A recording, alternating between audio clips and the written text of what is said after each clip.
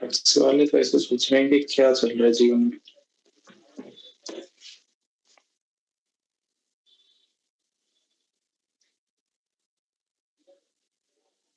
एक minute.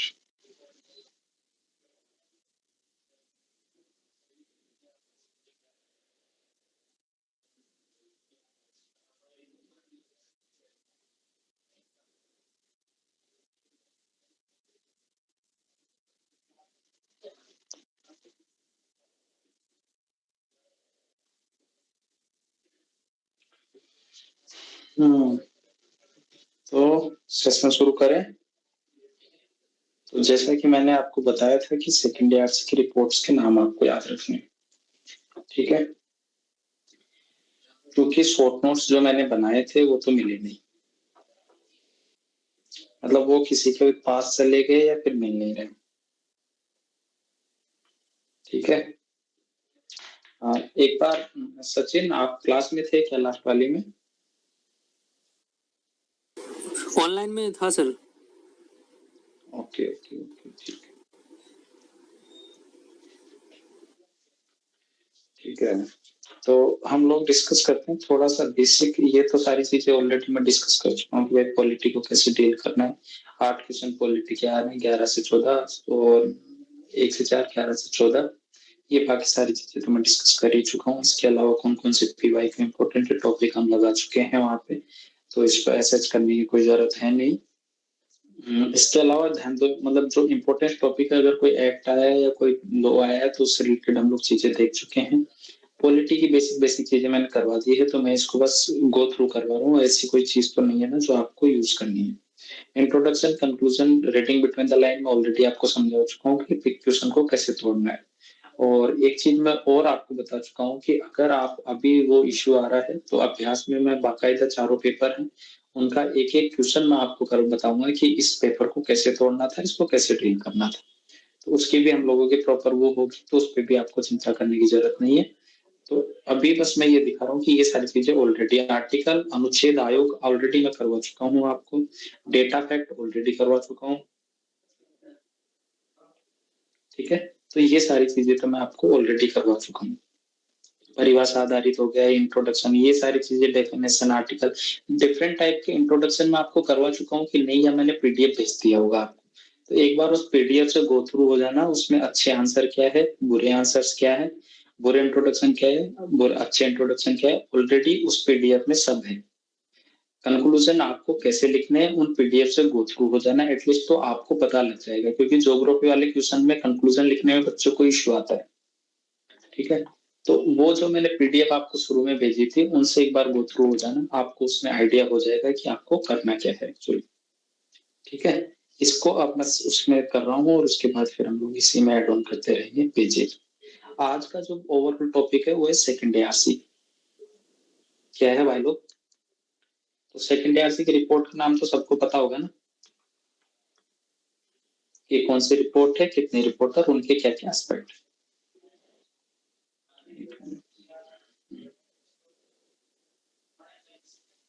Reports के level पर आपको मैक्सिमम चीजें पता होगी कि कौन सी चीजें आपको करनी है, कौन सी नहीं करनी है। मैक्सिमम 12 रिपोर्ट के नाम मैं एक्चुअली लिखवा चुका हूँ, और उसमें थोड़ा थोड़ा आपको आइडिया हो भी गया होगा कि एक्चुअली रिपोर्ट में क्या होगा, है ना? पता है ना ये तो? अब नहीं पता है तो आईआर वाली क्लास और सिक्योरिटी वाली जो क्लास थी, आईआर और गवर्नेंस वाली जो क्लास थी, यूट्यूब पे पड़ी, उसको जाके देख लें। रही बात आईआर वाले क्वेश्चंस की, तो उसका पेस्टल फॉर्मेट में करा चुका हूँ, तो मैं यहाँ पे भी आईआर का आपका टाइम खराब नहीं करूंगा, है ना? अगर किसी को कोई पर्सनल इशू है फिर भी आईआर से रिलेटेड, तो मेरे पास पर्सनल आ जाना, उसको मैं करवा दूंगा। ठीक है। जीएस वाला क्वेश्चन कंपोनेंट ऑलरेडी मैं बता चुका हूँ कि 8 से 10 क्वेश्चन आएंगे। गवर्नेंस के क्वेश्चन वेरी कर रहे हैं, कभी 2 क्वेश्चन आ रहे हैं, तो कभी 3 क्वेश्चन आ रहे हैं, कभी 5 आ रहे हैं। इस बार हम मान के चल रहे हैं कि चाहे 3 से 4 क्वेश्चन आएंगे गवर्नेंस के पक्का। एक तो ई गवर्नेंस अच्छा ऑप्शन है, ई गवर्नेंस से बार बार क्वेश्चन आ रहे ही आ रहे हैं। ठीक है। इसके अलावा जो एक सेल्फ हेल्प ग्रुप वाला सेक्शन है वो इम्पोर्टेंट है, दबाव समूह है वो वाला इम्पोर्टेंट है, क्योंकि दबाव समूह हर साल दूसरे साल आ रहे, तो उसके बेसिक पे कुछ एक चीजें इम्पोर्टेंट है, तो वो मैं आपको करवाता जाऊंगा अभी। जो एक तो टॉपिक उसमें कौन सी रिपोर्ट सेकेंड आरसी की काम आ सकती है, वो दोनों मैं करवाता जाऊंगा। अब एक तो ये तरीका है कि मैं सेकेंड आरसी की रिपोर्ट बताऊं कि भाई फिफ्थ रिपोर्ट ये है और ये यहाँ इसको काम में ले लेना। फर्स्ट जो रिपोर्ट है, एक तो ये तरीका है। दूसरा ये है कि सिलेबस के जो टॉपिक है उसके बेस में मैं बता दूं कि आपको यहाँ पे इस चीज को यूज करना है, तो ये ज्यादा अच्छा है या ये ज्यादा अच्छा है, फर्स्ट या सेकंड।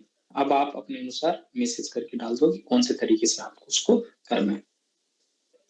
जैसे ई गवर्नेंस आरपी है, उसका one of the favourite topic है, तो इस पे गो थ्रू हो जाना। इलेक्शन रिफॉर्म तो ऑलरेडी पिछले साल उन्होंने पूछ ही लिया है। ठीक है। अगला आईसीटी नीतिगत प्रणाली और ये सारी चीजें, दबाव समूह, ये सारे एनजीओ। एनजीओ इंपॉर्टेंट है भाई साहब, इस पे मैं कुछ एक चीजें इनको लेके मैं करवाता रहूंगा। ठीक है। अभी तो अब मैं शुरू करता हूँ। राज्यपाल में ऑलरेडी आपको करवा चुका हूँ।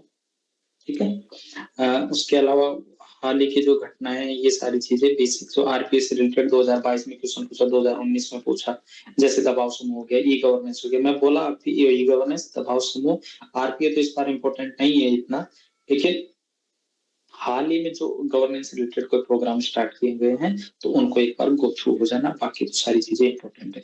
एक सिविल सेवाओं में लोक सेवाओं की भूमिका ऑलरेडी आपको पता है, स्टील फ्रेम वाला कंसेप्ट हो गया, कुछ एक चीजें, तो वहां पे क्या क्या चीजें यूज करनी है वो मैं स्टार्ट करने जा रहा हूँ। बाकी तो चीजें आपको पता ही है, इसमें नया कुछ है नहीं यार जो बताऊँ अभी टाइम खाने के लिए। ठीक है। एक तो कीवर्ड्स और टेलवर्ड को अच्छे से समझना है यार। क्वेश्चन को डिफरेंट पार्ट्स में तोड़ो। मैक्सिमम बच्चों के साथ इश्यू आ रहा है कि क्वेश्चन के कोर डिमांड को वो नहीं मीट कर पा रहे। तो उस समस्या का समाधान ये है कि आप एटलीस्ट उस समस्या का समाधान करने के लिए क्या करो कि मैक्सिमम जितनी सारी चीजें, जितने सारे पार्ट्स सब पार्ट है, उसको एटलीस्ट डील करो। रिपोर्ट्स ये मैं एक दिन एक क्लास और लूंगा तो इन फ्यूचर जब भी मैं लूंगा अभ्यास के बाद में, उसमें अपडेट वाला मटेरियल थोड़ा कुछ करवा दूंगा। बाकी टॉपर्स की नोट और स्क्रिप्ट तो आपको पता ही है। ठीक है। तो ये सारी चीजें पता है, तो ये मैंने आपके साथ भेज भी दी है, तो इसमें मैं नया कुछ करवाने वाला हूँ नहीं। आप इससे गो थ्रू हो जाना, कुछ एक डायग्राम से वो बताना। अब मैं शुरू कर रहा हूँ सेकेंड आरसी की समरी। ठीक है। पेज ऐड ऑन कर लेता हूँ मैं काफी सारे।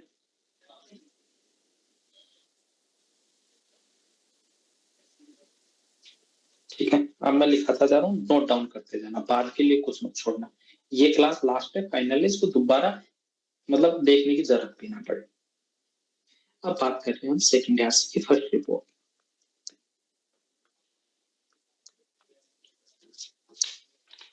ठीक है। सेकेंड आरसी की फर्स्ट रिपोर्ट का नाम है सूचना का अधिकार। क्या है? सुशासन की मास्टर कुंजी, गुड गवर्नेंस। सुशासन की मास्टर कुंजी, मास्टर की टू गुड गवर्नेंस।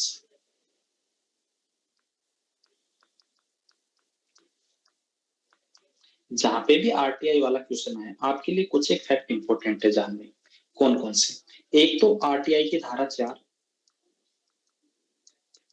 और दूसरी कौन, धारा 8। धारा 4 कहती है कि लोक जो अधिकारी है उसको सूचना का स्वतः प्रकटीकरण करना पड़ेगा, और उसी को आधार बनाकर हम लोगों ने क्या किया है कि भाई सेकेंड आरसी की फर्स्ट रिपोर्ट और उसकी आरटीआई की धारा 4 एक्ट जो अधिनियम है 2005 वाला, उसकी धारा 4 कहती है कि भाई स्वतः प्रकटीकरण करना होगा। और उसी का बेस्ट प्रैक्टिस कौन है? राजस्थान का जन सूचना पोर्टल। इसको लिख लो यहाँ। जब भी आप आरटीआई का क्वेश्चन आए, आपको वे फॉरवर्ड में कंक्लूजन में ये जन सूचना पोर्टल आना ही आना चाहिए।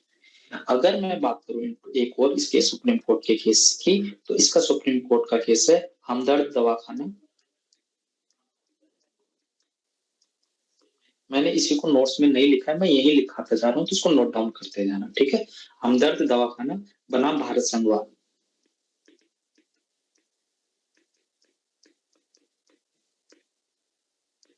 ये कब का है? 1960 का, 1960 का। इसमें पहली बार सुप्रीम कोर्ट बोलता है कि भाई हम लोग क्या करेंगे, जो आरटीआई है ना, जो जानने का अधिकार है, वो आर्टिकल 19(1) का पार्ट है। क्लियर है? कैमरा ऑन कर लो यार सब लोग।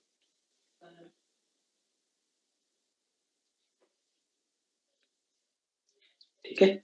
यहाँ पे जब भी आरटीआई कोई क्वेश्चन आए या जब भी पारदर्शिता के सवाल पे आए तो वहां पे एक कोट हमेशा याद रखना, जेपी की जिंदा नस्लें जब सवाल पूछती है।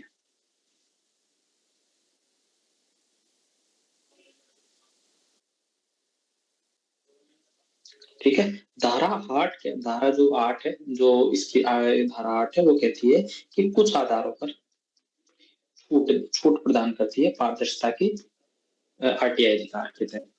ठीक है, विभिन्न आधार है जिसमें सूचना के प्रकटीकरण पर छूट दी जा सकती है। सब समझ पा रहे हो, लिख पा रहे हो?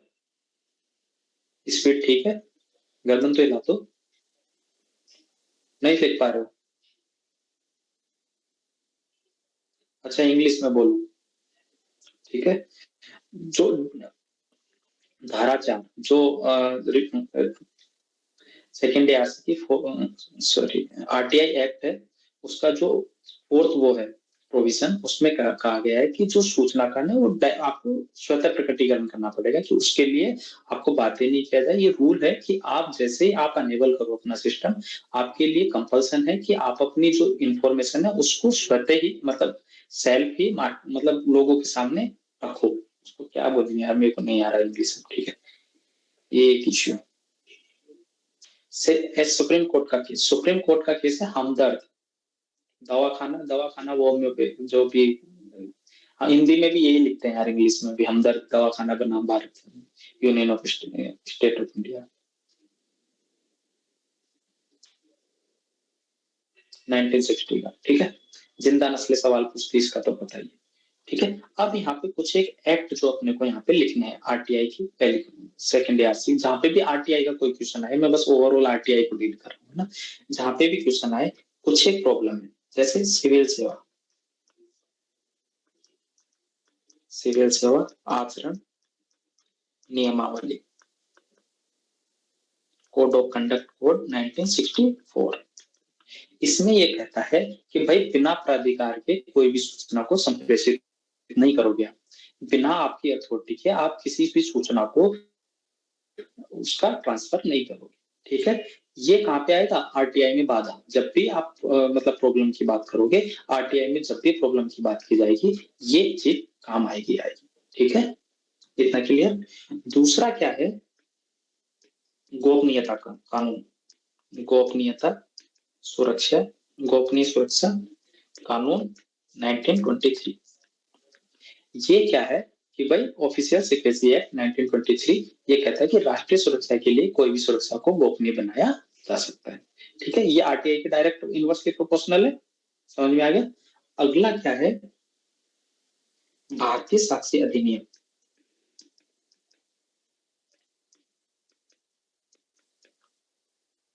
ये तो पता ही होगा सबको। इसकी धारा 123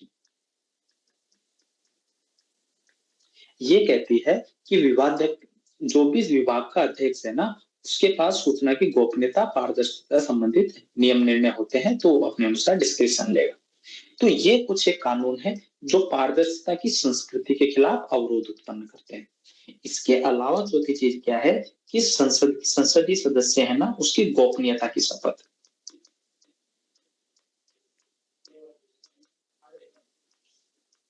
आर्टिकल 164।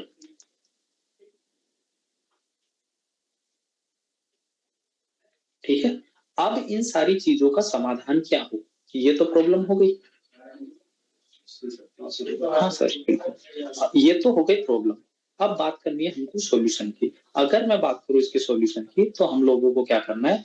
आर्ट जैसे ही हम लोग आरटीआई की सेकेंड आरसी की फर्स्ट रिपोर्ट की बात करेंगे, तो इन सारी चीजों के सॉल्यूशन सेकेंड आरसी की फर्स्ट रिपोर्ट भी देती है, और दूसरा कौन देता है? संविधान समीक्षा आयोग।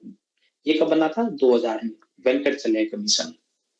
इन दोनों ने मिलकर क्या बोला कि देखो, ऐसी बात है कि भाई एक तो लोक शिकायत निवारण तंत्र की स्थापना करो।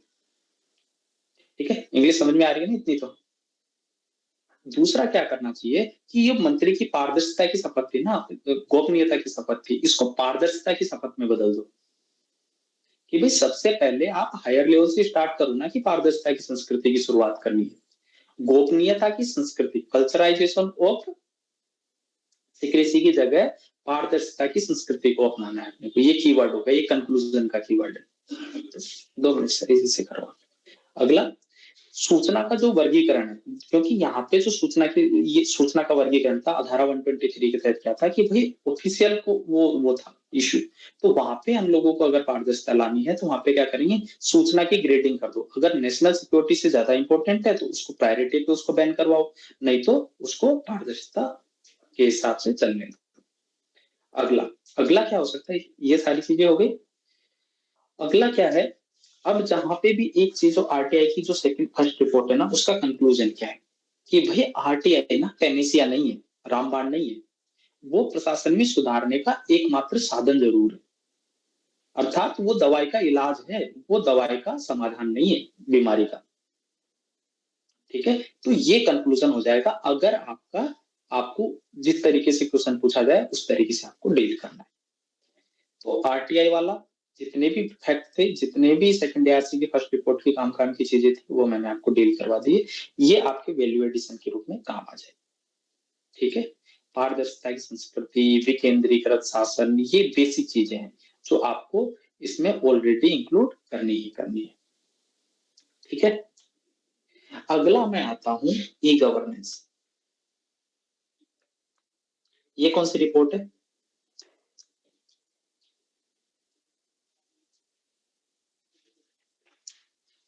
11th report.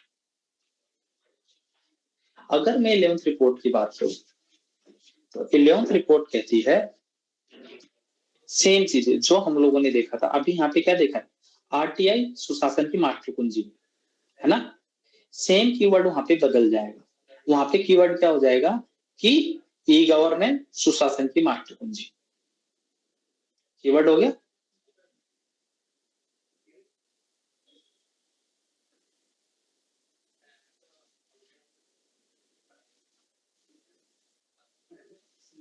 दूसरा, ये सेकेंड आरसी की 11th रिपोर्ट कहती है स्मार्ट गवर्नेंस की। ये तो पता ही होगा ना आपको, स्मार्ट गवर्नेंस जो मोदी जी बोलते रहते हैं। एक्चुअली सेकेंड आरसी की जो 11th रिपोर्ट थी उसने पहली बार इसका कंसेप्ट दिया कि भाई स्मार्ट गवर्नेंस की बात करें। Smart governance simple, moral, accountable, responsive and transparent. ठीक है, किसका रिपोर्ट का नाम करोगे, ई गवर्नेंस क्यों चाहिए हमको, किसके लिए, स्मार्ट गवर्नेंस के लिए। ठीक है, अब इसका ई गवर्नेंस के सेकेंड आरसी की जो वो रिपोर्ट बोलती है कि वो भाई बोलती है कि 4 आधार है। कौन कौन से, एक तो नागरिक है, ठीक है, दूसरा है प्रक्रिया, तीसरा क्या है प्रौद्योगिकी टेक्नोलॉजी, और चौथा क्या है संसाधन।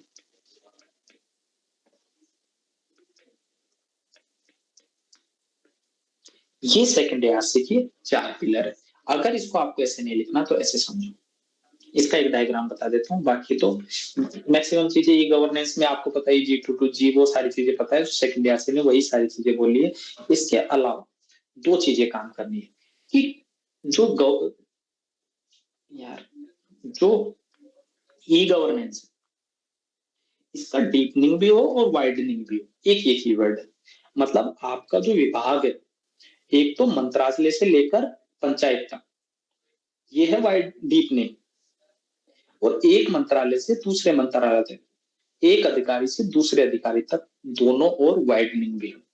ई गवर्नेंस का डीपनिंग भी हो और वाइडनिंग भी हो। इसके लिए यूएन का 5 स्टेज मॉडल है। ठीक है, यूएन का 5 stage model of e governance, उसके हम 5वें चरण में आ गए हैं। जहां पे भी आपको आर्गुमेंट लिखना हो वहां पे लिखना कि यूएन का 5 stage evolution model of e governance, we are in 5th stage of e governance, कि हम लोग डीपनिंग भी कर गए हैं और वाइडनिंग भी कर गए। उसके एग्जांपल तो आपको प्रिया सॉफ्ट हो गया, वो हो गया क्या नाम है, दीक्षा पोर्टल हो गई, पता है ना आपको ये सारी चीजें। तो ऐसा नहीं है कि मैं कुछ नया बता रहा हूँ। एक एग्जांपल ये लेना कि डिफरेंट ई गवर्नेंस के जो प्रोग्राम है, जैसे एजुकेशन से रिलेटेड, जैसे गवर्नेंस से रिलेटेड, जैसे पॉलिसी इंप्लीमेंटेशन से रिलेटेड, वो अपने अपने बना लेना। सेकेंड आरसी की जो 11th रिपोर्ट है इसमें ऐसा कुछ भी नहीं दिया गया है।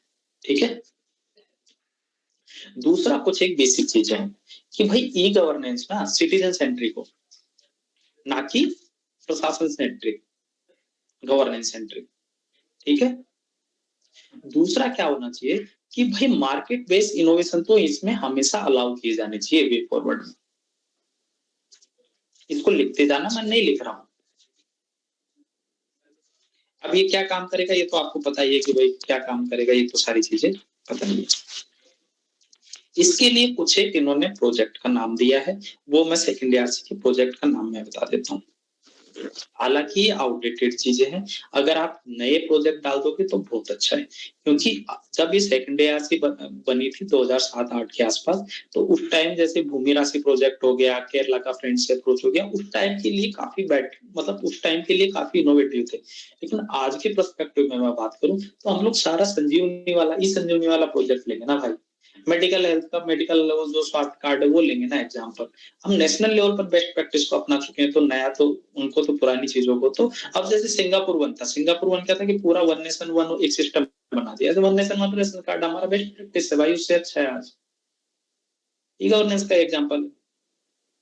तो ई गवर्नेंस के नए जो एग्जाम्पल है उनको यूज लेना, अगर आपको लेना है कि केरला की फ्रेंड्स है अप्रोच, राजस्थान का ई मित्र कियोस्क वाला तो है, और अगर मैं बात करूं कुछ एक कर्नाटका का भूमि परियोजना, ये बेसिक ऐसे प्रोजेक्ट थे जिन्होंने ई गवर्नेंस को बेसिक लेवल पर पहुंच को, एक्सेस को काफी बढ़ावा दिया। ठीक है। तो ये सारी चीजें हो गई। इसके अलावा ई गवर्नेंस पर जो एपीजे अब्दुल कलाम जी का एक स्टेटमेंट है, वो कहता है जब भी आप कंक्लूड करो ई गवर्नेंस पे, एपीजे अब्दुल कलाम जी को इसमें कंक्लूजन में रखना। ठीक है। या फिर यूएन का 5 स्टेट मॉडल का 5th जनरेशन वाला डाल देना। ठीक है। एपीजे अब्दुल कलाम जी कहते हैं कि ई गवर्नेंस को ना सिटीजन सेंट्रिक होना चाहिए, नागरिक केंद्रित होना चाहिए। और नागरिक केंद्रित सेवाएं किसका पहला काम है? सरकार का पहला काम है।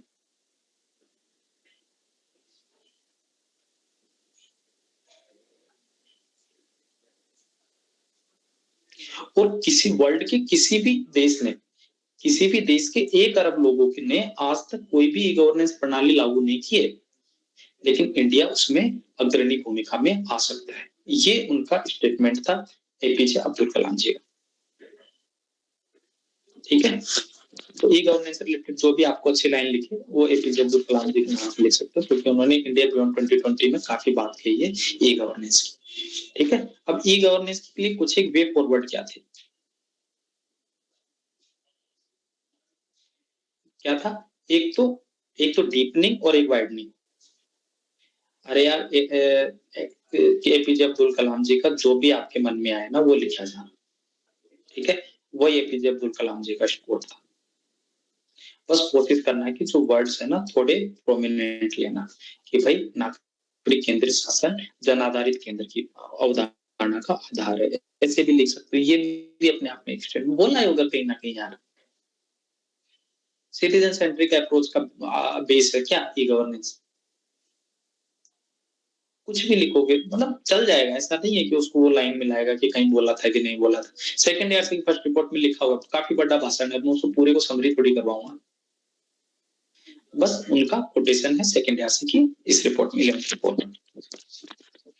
अगला, हाँ, बाकी तो सारी चीजें पता ही है, एक डायग्राम है वो करवाना है कि नहीं करवाना है, बाकी तो सारी चीजें मैं खत्म कर रहा हूँ सेकंड ईयर की इस रिपोर्ट को, क्योंकि मेरे पास जो समरी थी वो थोड़ी खो गई है, तो इस वजह से मेरे को पूरा लिखाना पड़ रहा है आप लोगों को, नहीं तो मैं दे देता, बस एक डायग्राम बना लीजिए। ये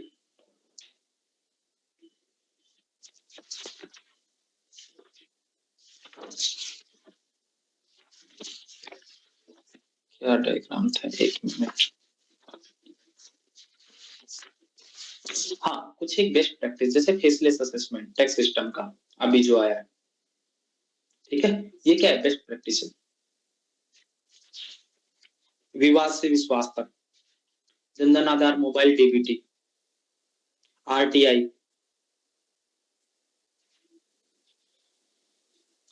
और इससे रिलेटेड शिलोंग घोषणा पत्र है, शिलोंग घोषणा पत्र, शिलोंग डिक्लेरेशन।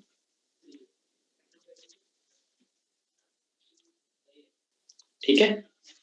उसमें इन्होंने बोला कि ई गवर्नेंस का हर बार वो होता है सम्मेलन होता है ई गवर्नेंस के लिए, और शिलोंग घोषणा पत्र में केंद्र सरकार बोलती है कि क्लाउड कंप्यूटिंग, एआई मेगाज हो गया, इनको बढ़ावा देंगे, सेंट्रल स्टेट रिलेशन के लिए डिजिटल डिवाइड उसको कम करेंगे, डिजिटल डीपनिंग को बढ़ाएंगे, डिजिटल वाइडनिंग को बढ़ाएंगे। ये तो बेसिक चीजें हैं, तो वो तो आप कर ही दो, ठीक है। एक जो एग्जाम्पल था वो मैं आपको डायग्राम था, 3 लेवल पर चीजें हो सकती है ई गवर्नेंस, ठीक है। एक तो है कनेक्ट, दूसरा क्या है क्लाइंट, और तीसरा क्या है कंप्यूटर। ई गवर्नेंस के 3 ही तो आधार ही है कि भाई कंप्यूटर हो मतलब डिजिटल इंफ्रास्ट्रक्चर हो, ठीक है। कनेक्ट हो मतलब citizen, government citizen, business to business, सबका कनेक्शन हो। और तीसरा क्या है क्लाइंट के साथ, क्लाइंट मतलब डिजिटल डिवाइड ना हो, डिजिटल लिटरेसी। तो ये बेसिक इसका डायग्राम था जहां पे भी गवर्नेंस का आप इसको बना सकते हैं, ठीक है। अब ई गवर्नेंस की परिभाषा पता है ना, ये लिखा हूं, हिंदी वाले लिख लो, एक स्टैंडर्ड परिभाषा। शासन की प्रक्रिया में आईसीटी, सूचना दूरसंचार तकनीक का उपयोग कर शासन तंत्र में बदलाव, ताकि सुशासन और स्मार्ट शासन के लक्ष्य की प्राप्ति की जा सके।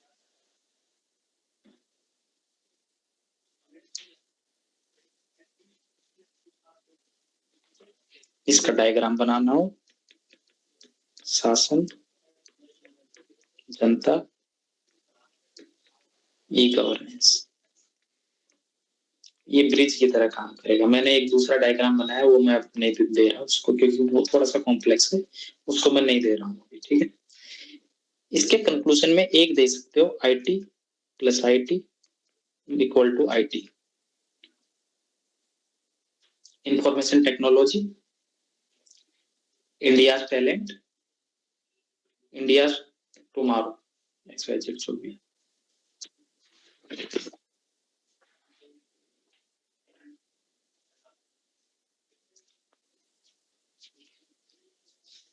ठीक है। तो रिपोर्ट कंप्लीट। कौन सी रिपोर्ट थी, ई गवर्नेंस से रिलेटेड। अरे आपको बेसिक जो जितनी इंफॉर्मेशन दी है ना, इसी को घुमा फिरा के लिखाना, ये मोर देन सफिशिएंट है। सेकंड ARC की 11th रिपोर्ट के नाम से जो भी लिखा हुआ है ना, वो भी सही है, मिनिमम इतना कर लेना, मैं तो वैसे ही ज्यादा करवा रहा हूँ, ठीक है। अगली रिपोर्ट एक मिनट में हटाता जा रहा, जो करवाता जा रहा हूँ। अगली हम रिपोर्ट करते हैं 10th रिपोर्ट, कौन सी है, कार्मिक प्रशासन का पुनर्गठन। ये तो इंपॉर्टेंट है भाई साहब।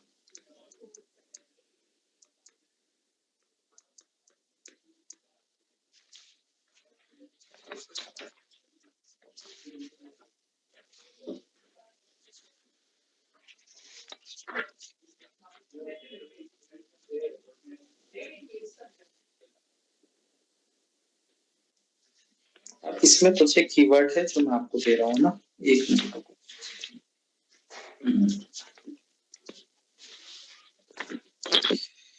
10th रिपोर्ट में, ठीक है। एक तो चीज कि भाई पहले कौन सा था मॉडल, वेबेरियन मॉडल, वेबेरियन नौकरशाही थी, स्ट्रक्चर पहले से फिक्स था और उनका बिहेवियर फिक्स था। लेकिन अब ट्रिपल ई पे इकोनॉमी काम कर रही है, ट्रिपल ई आज की नई आवश्यकता है। क्या क्या, इकोनॉमी भी हो, एफिशिएंसी भी हो और इफेक्टिव भी हो।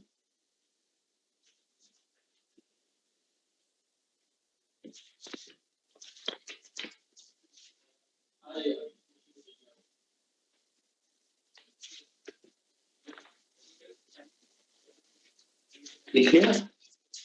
उसके बाद कुछ एक चीजें मैं ऐड करवा रहा हूँ इसमें।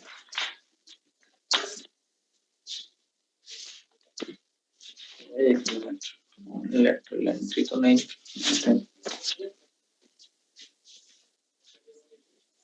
इसका इंपॉर्टेंस क्या है आपको पता है, बाकी सारी चीजें बेसिक है, बस इसमें एक देख लेना कुछ एक कीवर्ड कि सुशासन एसडीजी प्राप्त करने में सहायक है, नॉलेज बैंक के रूप में काम करता है। और वर्ल्ड बैंक कहता है कि ये स्टील फ्रेम है, किसका? इंडिया का।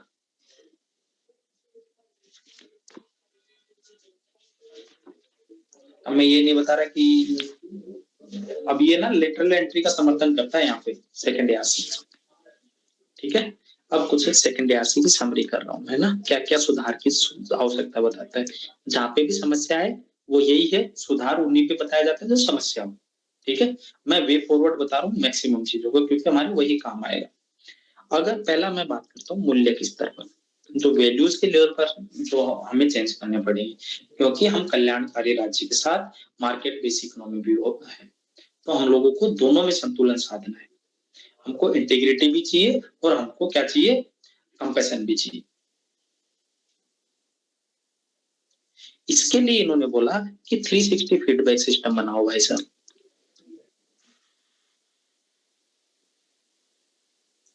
ठीक है। 360 फीडबैक, कार्य निष्पादन प्रबंधन प्रणाली, वर्क मैनेजमेंट असेसमेंट सिस्टम, कार्य निष्पादन प्रबंधन प्रणाली 360 फीडबैक। दूसरा बोला इन्होंने कि भाई साहब ये तो ठीक है आपकी बात, लेकिन प्रशिक्षण के स्तर पर भी सुधार करो। और वो बोलते हैं कि मिड टर्म ट्रेनिंग एमटीटी, जिसके लिए कौन सा कोई भी प्रोग्राम आया है करनी होगी। इसके लिए अगर आपको कोई और फैक्ट जानना चाहिए तो मिड टर्म ट्रेनिंग के लिए योगेंद्र समिति, इसने भी यही सिफारिश दी थी।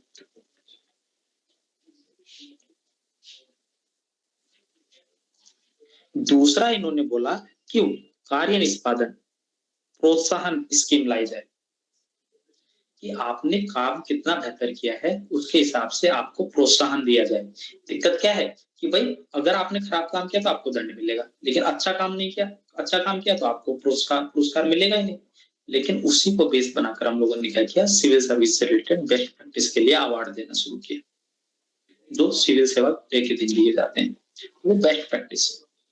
उसके लिए सेकंड एआरसी बोलती है कि न्यूनतमवादी दृष्टिकोण से अपनाकर संपूर्ण कर्तव्य परायणता की ओर जाना पड़ेगा। मिनिमलिस्ट अप्रोच से निकलकर आपको मैक्सिमम ड्यूटी का निर्माण करना पड़ेगा, ठीक है।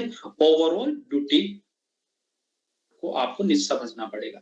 मिनिमलिस्ट अप्रोच क्या है कि भाई कानून में लिखा है, भाई मेरे लिए क्या था, अगर मेरे लिए मिनिमलिस्ट अप्रोच क्या होती है कि मेरे को बताया कि लक्ष्य का बैच लेना, जो पीपीटी है उसको डिस्कस करके खत्म कर दूं। लेकिन मैं अपनी जिम्मेदारी समझ रहा हूँ और मुझे पता है कि आपको जरूरत क्या है, तो वो मैं क्या अपना कर रहा हूँ, ड्यूटी बेस सिस्टम पे काम कर रहा हूँ कि मैक्सिमल मतलब जो मेरी एक्चुअल ड्यूटी है, संपूर्ण ड्यूटी है, उसका निर्वहन कर रहा हूँ। अंग्रेजी वाले कंफर्ट है इसमें, समझ में आ रहा है सब कुछ, ठीक है। तो सेकंड एआरसी की 10th रिपोर्ट इसके लिए ये कार्मिक ये बोलता है कि लेटरल एंट्री को अलाउ किया जाए,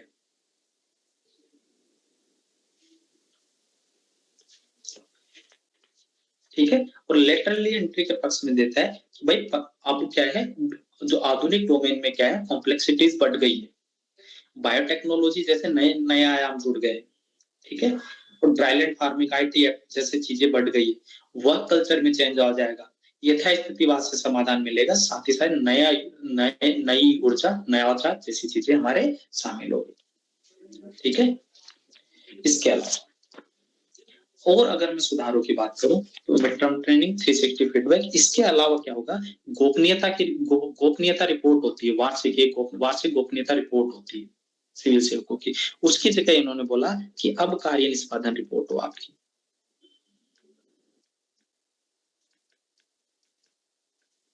कि भाई सीक्रेसी जो रिपोर्ट थी ना आपकी, personal secrecy report, secret report होती है जिसको बोलते हैं गोपनीयता रिपोर्ट, सीक्रेट रिपोर्ट जो पर्सनल लेवल पर होती थी, उसकी जगह उन्होंने बोला कि कार्य निष्पादन रिपोर्ट होनी चाहिए आपकी, ठीक है। दूसरा इन्होंने बोला कि भाई सब्सिडियरिटी के सिद्धांत पे आप काम करो, सब्सिडियरिटी का सिद्धांत, ये सब्सिडियरिटी का सिद्धांत क्या है पता है आपको या बताऊं?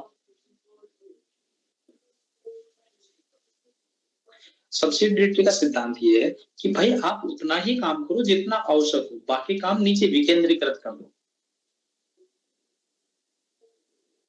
अगला इन्होंने बोला कि सिविल सोसाइटी जो एनजीओ है, सॉरी एनजीओ है, सिविल सोसाइटी है, इसके साथ मिलकर, ये कंक्लूजन है इसका सेकंड ईयर की जो 10th रिपोर्ट है कार्मिक प्रशासन का पुनर्गठन, उसका कंक्लूजन ये है कि जो लोक सेवक संगठन है, लोक सेवा संगठन है, सिविल सोसाइटी है, उसके साथ लोक सेवकों को मिलकर सामूहिक रूप से जो समाज की समस्याएं उनका समाधान करना पड़ेगा और एक सशक्त भारत, विकसित भारत की ओर लेके जाना पड़ेगा, जहां पे प्रोसेस बेस्ड जो अकाउंटेबिलिटी उसकी जगह प्रोडक्टिव बेस्ड अकाउंटेबिलिटी में आपकी अकाउंटेबिलिटी हो, जवाबदेहिता हो, लेकिन आपकी प्रक्रिया आधारित जवाबदेहिता नहीं हो कि भाई आपको नोटिंग करनी है और आपने ये काम कर दिया तो कैसे किया। आपका प्रोडक्टिविटी बेस्ड जवाबदेहिता, परिणाम आधारित जवाबदेहिता। ठीक है, और कुछ एक चीजें हैं तो हाँ, दूसरा ये कहता है कि सिविल सेवा बोर्ड का गठन हो, सिविल सर्विसेज बोर्ड का गठन हो, जो तबादलों की हो गई या और सारे काम है उनकी जांच करे। ठीक है, टीएसआर सुब्रमण्यम कमेटी भी इससे संबंधित है।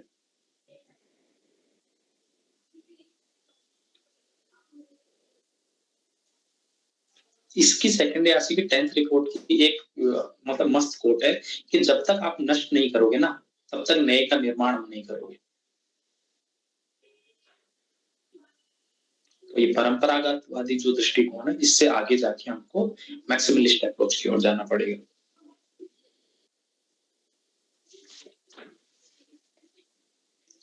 जब भी सिविल सर्विस बेस्ड रिफॉर्म आए, अब ऐसे समझो, ये मैं बेसिक खाका बता रहा हूँ, ये लिखो मत इसको, ठीक है। जब भी कोई रिफॉर्म आए, जब भी किसी चीज में, तो सोचो अगर सिविल सर्विसेज या पुलिस रिफॉर्म है तो 3 लेवल पर देखना। एंट्री के लेवल पर क्या कर सकते हैं, कि जब चयन हो रहा है वहां पे क्या कर सकते हैं, कि स्पेशलाइजेशन की मांग है तो पेपर उसी अनुसार डिजाइन। सेवा के दौरान क्या कर सकते हैं, कि भाई नियम आधारित ब्यूरोक्रेसी हो, रूढ़िवादी हो, स्पेशलाइज मतलब जो क्रम हो उसमें सुधार किया जाए। उसके बाद असेसमेंट हो, प्रॉपर असेसमेंट हो, मिड टर्म ट्रेनिंग हो, प्रोत्साहन हो, उसको 360 फीडबैक हो। और क्या हो सकते हैं, व्यापक स्ट्रक्चरल रिफॉर्म, क्या हो, लेटरल एंट्री हो, ट्रेनिंग हो, ये सारी चीजें उसमें शामिल करने की बात कही। इसके अलावा जो एक चीज और थी कि नीति आयोग ने भी ये चीज बोली है कि मिड टर्म ट्रेनिंग की बात नीति आयोग ने भी बोली है। मूल्यांकन के लिए 360 वो तो मैंने बता ही दिया आपको। इसके अलावा कोड ऑफ इथिक्स और कोड ऑफ कंडक्ट, जो कोड ऑफ कंडक्ट 1964 वाला, इसको ये न्यूनतमवादी दृष्टिकोण में बनाया गया है, इसमें सुधार करने की जरूरत है।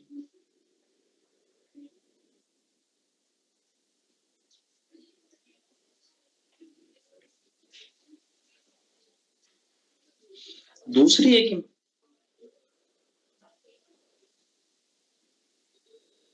एनुअल कॉन्फिडेंशियल रिपोर्ट की बजाय कार्य निष्पादन रिपोर्ट, वर्क असेसमेंट रिपोर्ट,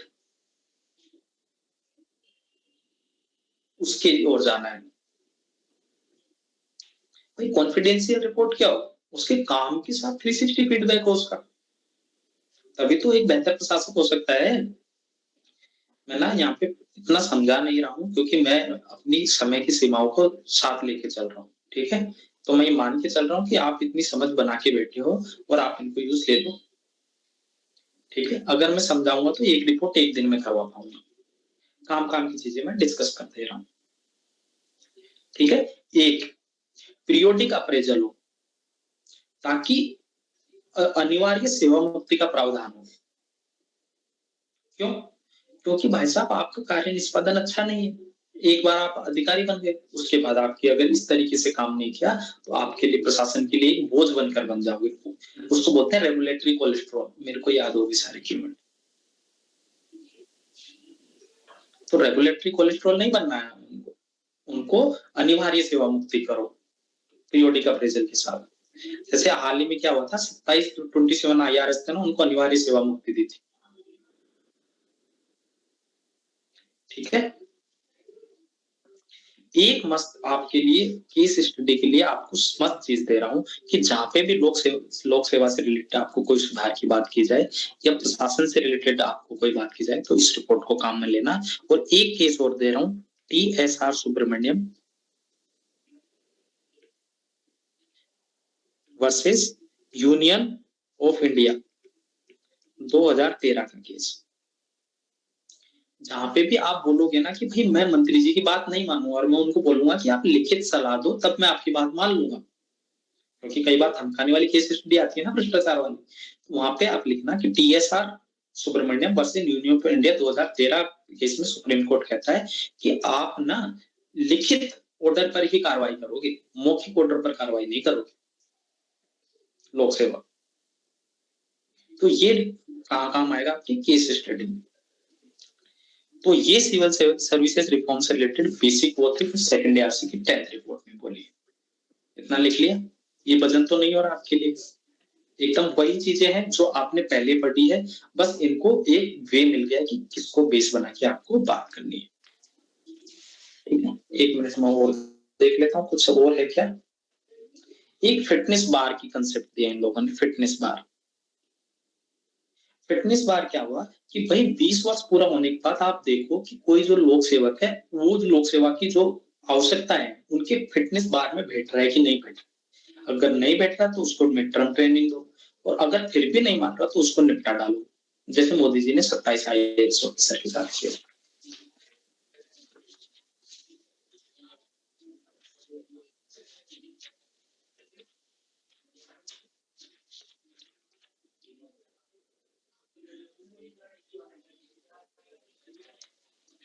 और सेकंड ARC की जो 10th रिपोर्ट है उसकी समरी एक कंक्लूजन ये कहता है कि भाई साहब जो गुड गवर्नेंस है ना वो गरीबी दूर करने और विकास को प्रोत्साहित करने का सबसे बेटर माध्यम है। रिड्यूसिंग द पॉवर्टी और डेवलपमेंट को प्रोत्साहन, इंसेंटिव टू डेवलपमेंट। अगर कोई बेस्ट वे है तो वो है क्या, गुड गवर्नेंस।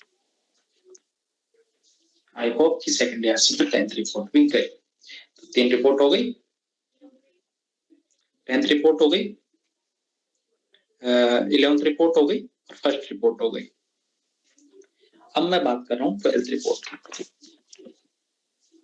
देख लो कुछ पता तो नहीं होगा, वैसे मैक्सिमम मैंने करवा दी, इसको नहीं देख रहे। ठीक है, बुरा तो नहीं मान रहे ना कि सर इतना करवाओगे दिमाग खराब हो रहा है। वैसे मैं ऑलरेडी ना ये जब सेकंड ARC की मार्केट में जाओगे ना तो उसकी इतनी बड़ी किताब निकलेगी ना आपका मतलब ऐसे ही चक्कर खा के गिर जाओगे। ठीक है, तो उसको एटलीस्ट मैं टाइम पे करवा तो रहा हूँ। ठीक है, 12th रिपोर्ट क्या है, नागरिक केंद्रित प्रशासन।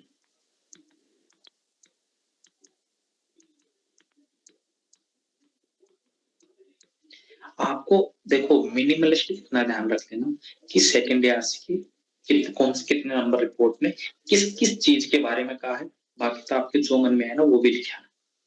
मेरा दायित्व है कि मैं थोड़ा सा ईमानदारी से आपको बेसिक समरी दे दूं। ठीक है, कि उसमें किस किस चीज के बारे में बात करी है।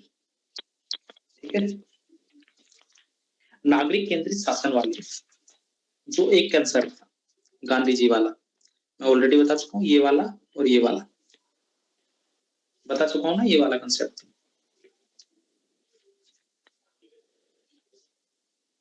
दूसरा था Krebs tree.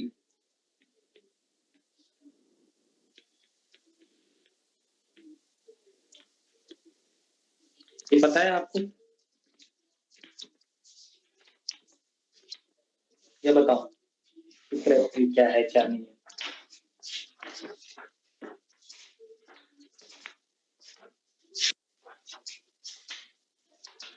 C4 consensus based, consensus oriented, सहमति आधारित।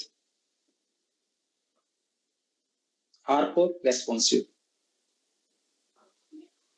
A4 अकाउंटेबल जवाबदेही, P4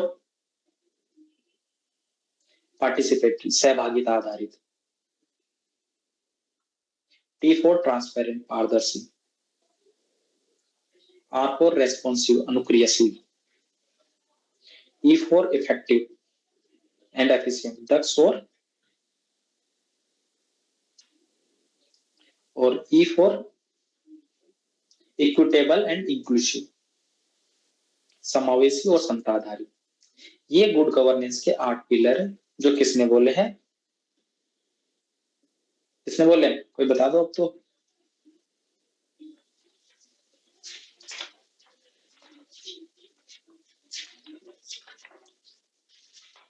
यूनाइटेड नेशन, यूएनडीपी। ठीक है, आप कुछ एक चीजें कल्याणकारी और सक्षमकारी चीजें तो मैं ऑलरेडी बता चुका हूँ, तो वो मैं नहीं बता रहा हूँ। बस कुछ एक चीजें और मैं बता देता हूँ कि इसमें क्या है। एक डायग्राम मुझे करवाना था भ्रष्टाचार का, वो कर लो आप यहाँ पे बस।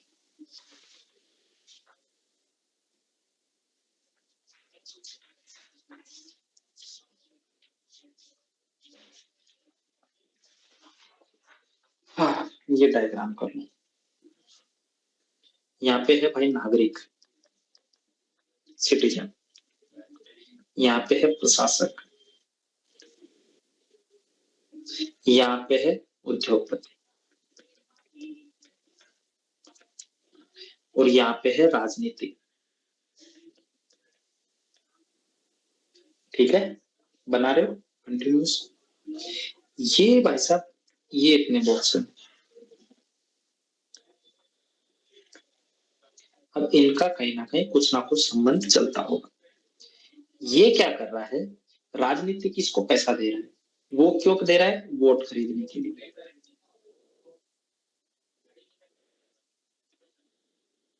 ठीक, नागरिक प्रशासक को पैसा दे रहा है क्यों? तीव्र सेवा प्रदाता के लिए।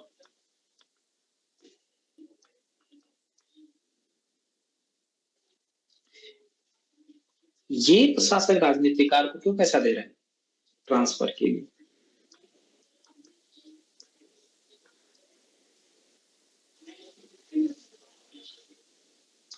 ठीक है, ट्रांसफर पोस्टिंग से रिलेटेड।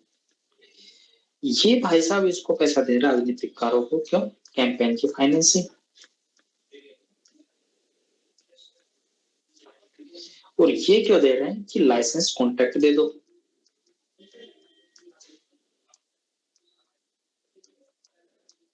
और उद्योगपति फिर राजनीतिकार ये क्या कर रहा है कि निम्न गुणवत्ता से है।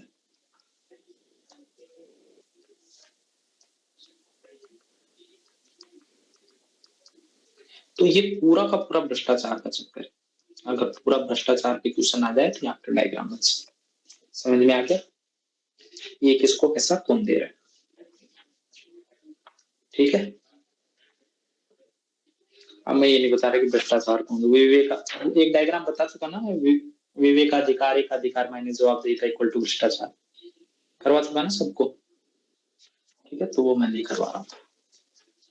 ठीक है, अगला अगला मैं कौन सी रिपोर्ट बात कर रहा था? ट्वेल्थ रिपोर्ट, नागरिक केंद्रित शासन की। ठीक है, अब लोक सेवकों की जो समस्या है उसको तो आप देख लेना जो भी हो। इसमें एक बात कही गई है नागरिक चार्टर की।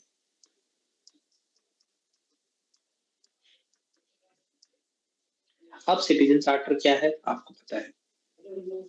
सिटीजन चार्टर के कौन कौन से आयाम है वो भी आपको पता है। क्यूसी बेस्ट क्या क्या होनी चाहिए वो आप देख लेना। ठीक है, दूसरे कुछ एक रिफॉर्म्स जो ये कहता है कि सिंगल विंडो सिस्टम बनना चाहिए, सर्विस डिलीवरी को बेटर किया जाए। अब चार्टर से रिलेटेड आपको एक वो पता होगा कि कैडबरी कमेटी वाला कंसेप्ट पता है ना? कैडबरी कमेटी यूके की सबसे पहले आया था। लिख लो आप जिसको नहीं लिखा है, मैं वैसे ही बोलता जा रहा हूँ। दिक्कत क्या क्या है? घटिया डिजाइन है, one size fit for all है, अपर्याप्त आधार है, उसको टाइम के अनुसार वो नहीं किया जाता। बेसिक चीजें जो आपको पता है, उसमें इसमें भी वही लिखा है, उसमें भी वही लिखा है, कुछ भी नया इसमें नहीं है। लेकिन व्यापक समाधान क्या हो? इसमें शिकायत निवारण तंत्र को जोड़ा जाए। वो समाधान क्या हो? इसमें चूक के मामले में शिकायत निवारण तंत्र तो हो ही गया, उसके साथ जिसकी जो आवश्यकता है उसके अनुसार वन साइज फिट फॉर की ऑल की क्या हो जाए, हर एक का अपना अपना प्रावधान। ठीक है, अगर आपको जो सर्विसेज है उसको आपने उल्लेख कर दिया तो उस पे आपकी प्रमाणिकता होनी चाहिए और उसमें परामर्श समय समय पर दिया जाना चाहिए। एक सिस्टम मैंने बताया कि सिविल सोसाइटी को गवर्नमेंट के साथ मिलकर काम करना है, तो सिटीजन चार्टर निर्माण में भी सिविल सोसाइटी के साथ मिलकर इसमें काम किए जाने की आवश्यकता है। चीजें क्लियर? एक सेवोत्तम मॉडल, आपको पता होगा सेवोत्तम मॉडल क्या है, उसका मैं डायग्राम ग्रुप में शेयर कर दूंगा, उसको मैं यहाँ नहीं लिख रहा हूँ, ठीक है। उसमें क्या था, एक तो सिटीजन चार्टर था, दूसरा क्या था, शिकायत निवारण तंत्र था, और तीसरा क्या था, कैपेसिटी बिल्डिंग थी जो सेवा प्रदान कर रहे हैं। इस डायग्राम को ऐसे बना लो जल्दी से। ये है सिटीजन चार्टर, ये है शिकायत निवारण तंत्र,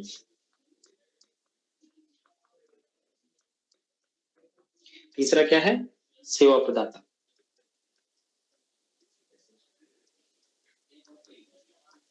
capacity building of service provider. अगर हमने तीनों चीजें कर दी, भाई जो सर्विस प्रोवाइडर उसकी कैपेसिटी बिल्डिंग कर दो, 3 लेवल पर, जो सर्विस प्रोवाइडर कर रहा है उनकी भी, और जो सर्विस प्रोवाइड कर रहा है उसकी भी, सर्विस की और सर्विस प्रोवाइड करने वाले दोनों की। पहला काम कर दिए। उसके बाद हमने चार्टर बना दिया कि भाई ये सेवाएं हैं, ये सेवाएं हम देने वाले हैं, इसके मानक ये हैं और ये चीजें हैं। उसके बाद उस पर एक शिकायत निवारण तंत्र बना दो कि अगर ये सेवा नहीं मिलती तो आप ये शिकायत निवारण पे कॉल कर सकते हो और आपकी शिकायत का निवारण इतने टाइम पे हो जाएगा। 3 पार्ट हो गए। अगर हमने किसी भी विभाग में ये कर दे तो कितना अच्छा हो जाए, हो सकता है ना बेटर। तो ये हमको इसमें इंक्लूड करना है कि सेवोत्तम मॉडल बेस्ट होगा। अगर उसको एक क्या है, IAS international standard 15,700 2005, Kejriwal ji ने खूब गाया था जब स्वच्छता पे उनको ये मानक मिल गया था। देखो मैं किसी भी राजनीतिकार का नाम ले रहा हूँ, उसका मतलब ये नहीं है कि मेरा उनके साथ लगाव है या उनके साथ तनाव है, वो बस मैं आपको यहाँ पे रेफरेंस के लिए दे देता हूँ। और केजरीवाल जी ने अगर गाया था मतलब उन्होंने काफी प्रचार किया था इस चीज का, ठीक है। ये क्या था कि अगर आप सेवा जो भी सर्विस प्रोवाइडर है अगर उत्कृष्टता के मानकों को अपना रहा है तो उसको ये जो इंटरनेशनल स्टैंडर्ड मानक है वो मिलता है 15,700 2005। तो ये मानक प्राप्त करने के लिए अन्य सभी विभागों को भी कार्य करने की जरूरत है, ठीक है। और इसमें क्या है,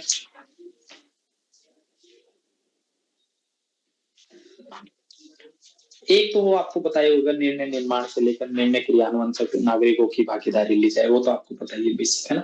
दूसरा ये कहता है प्रत्यायोजन का सिद्धांत, जिसको सब्सिडियरिटी मॉडल भी कहते हैं। Principle of subsidiarity. सब्सिडियरिटी का सिद्धांत क्या है, इसको अपने को यूज करना है जहां पे भी आप वे फॉरवर्ड की बात करो ना, सिटीजन सेंटर। देखो कुछ एक ना, अभी मैं कंक्लूड करूंगा पूरी गवर्नेंस को क्या करना है आपको कंक्लूजन में। जहां पे भी आपको कंक्लूजन करना हो वहां पे कोशिश करो कि भाई सब्सिडियरिटी का सिद्धांत अपनाने की जरूरत है। और ये क्या है कि भाई अगर पंचायती राज को इतने अधिकार दे दो कि मैक्सिमम काम जो आदमी की आवश्यकता है वो पंचायती राज पे हो जाए। अगर कुछ ऐसे काम है जो पंचायती राज नहीं कर सके उनको फिर जिला स्तर पर भेजो या ब्लॉक स्तर पर भेजो, और वो जो दोनों स्तर पर ना हो उसको सेंट्रल स्तर या राज्य स्तर पर भेजो। लेकिन मैक्सिमम अधिकारिता नागरिकों के आसपास वाले लोगों को दो ताकि स्थानीय स्तर पर समस्या का समाधान हो सके। आई होप कि अब आपको इतना डिटेल से नहीं लिख के आना है, अब इस चीज को बस इतना लिखना है जहां पे भी डिसेंट्रलाइजेशन की बात करो आप प्रत्यायोजन या सब्सिडियरिटी के सिद्धांत की बात करो, ठीक है। अब लेकिन इसमें दिक्कत क्या है, दूसरा एक तो हो गया प्रत्यायोजन, इसको बोलते हैं सॉरी प्रत्यायोजन सब्सिडियरिटी। सब्सिडियरिटी मतलब सब्सिडियरी को, ये है सब्सिडियरिटी कि भाई इसके पास अधिकतम अधिकार था, इसके पास कम और इसके पास न्यूनतम अधिकार था, लेकिन जब आवश्यकता पड़े तभी ये निर्णय ले। ये तो सब्सिडियरिटी का डायग्राम है, इसको अपने अनुसार सब बना लेना। लेकिन दूसरा क्या है, डेलीगेशन। दूसरा डेलीगेशन पे क्या है कि सब्सिडियरिटी और डेलीगेशन ना एक दूसरे से संबंधित है। डेलीगेशन क्या है कि भाई मेरा काम है पढ़ाना, ठीक है, लेकिन आप में से मैं किसी एक को पहले ही ये सारी चीजें डायग्राम बना के करवा दूं, ठीक है, और वो पर्सन क्या करे कि ये सारी चीजें आपको डिलीवर कर दे। तो ये है डेलीगेशन। आई होप कि मैंने दोनों कंसेप्ट अच्छे से समझा दिए हैं, इनको यूज करके आना जहां पे भी गवर्नेंस से रिलेटेड क्वेश्चन आए गुड गवर्नेंस से। तो सेकंड ईयर की कौन सी रिपोर्ट है? 12th report citizen centric governance. उसमें कहता है सेकंड ईयर कि भाई हमको क्या करने की जरूरत है? डेलीगेशन करने की जरूरत है। हमको क्या करने की जरूरत है? सब्सिडियरिटी के सिद्धांत की जरूरत है, ताकि हम अपने काम को न्यूनतम स्थानीय स्तर पर स्थानीय समस्याओं का समाधान, स्थानीय समस्या स्थानीय समाधान, ठीक है, ये क्लियर है? लोकल प्रॉब्लम लोकल सॉल्यूशन, ये करने की जरूरत है। लेकिन प्रॉब्लम क्या है यहाँ पे? लोकल प्रॉब्लम ये है कि भाई सब्सिडियरिटी और जो प्रत्यायोजन है, ठीक है, डेलीगेशन कर तो दें, लेकिन दिक्कत ये अगर वहां पे बेनिफिट मिलता है, अगर मान लो मैं आपको दे दूं कि भाई आशुतोष तुमको आज से पढ़ाने का काम तुम्हारा, अब आशुतोष अच्छा पढ़ा रहे हैं मान लो, ठीक है, तो मैं कहूंगा तुम सब पास हो गए, तो मैं बोलूंगा मेरा मेरा क्रेडिट है, मैंने बोला था इसको। अगर आशुतोष ने खराब पढ़ाया, अच्छा पढ़ाया और तुम सब फेल हो गए, तो मैं बोलूंगा तो आशुतोष ने पढ़ाया था, मैंने तो पढ़ाया ही नहीं था, इसलिए फेल हुए। तो डेलीगेशन की सबसे बड़ी प्रॉब्लम ये है कि जो उच्चस्थ अधिकारी है वो जवाबदेही नहीं लेना चाहते, वो बस उसका क्रेडिट लेना चाहते हैं। और निम्नस्थ अधिकारी की चुनौती यह है कि वो चाहता है कि मेरे को एटलीस्ट जो मैं कर रहा हूँ वो चाह रहे कि भाई उसको भी पता है भाई आपने कितने, मतलब आपको अगर मैं एक बेसिक एग्जांपल दूं रेलवे ट्रेन एक्सीडेंट का, तो कितने ट्रेन एक्सीडेंट सुने? कोई राजनीतिक वो नहीं है एग्जांपल, कितने ट्रेन एक्सीडेंट सुने? आपने कभी सुना है कि एआरएम डीआरएम को कभी प्रॉब्लम हुई है? नहीं हुई। कौन जाता है? ट्रेन का ड्राइवर। स्टेशन मास्टर तक को प्रॉब्लम नहीं होती। तो दिक्कत क्या है कि सब्सिडिटी एक तो देते नहीं है, और देते हैं तो फिर समस्या जब भी आ जाती है उसी पे भांडा फोड़ देते हैं। तो ये एक समस्या है, इस समस्या का समाधान करना आवश्यक है। और सेकंड ईयर की 12th रिपोर्ट कहती है कि हमको प्रत्यायोजन और सब्सिडियरिटी दोनों की जरूरत है, डेलीगेशन और सब्सिडियरिटी दोनों की जरूरत है, लेकिन साथ ही साथ एक बेहतर कार्य संस्कृति, एक बेहतर कोड ऑफ कंडक्ट, एक बेहतर कोड ऑफ इथिक्स, इनके अनुपालन की आवश्यकता है। ठीक है,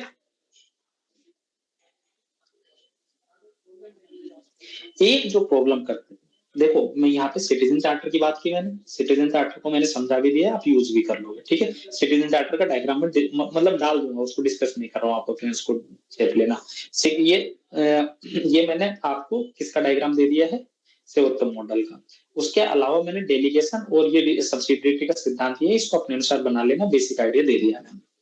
अगला जो काम करता है वो है शिकायत निवारण तंत्र।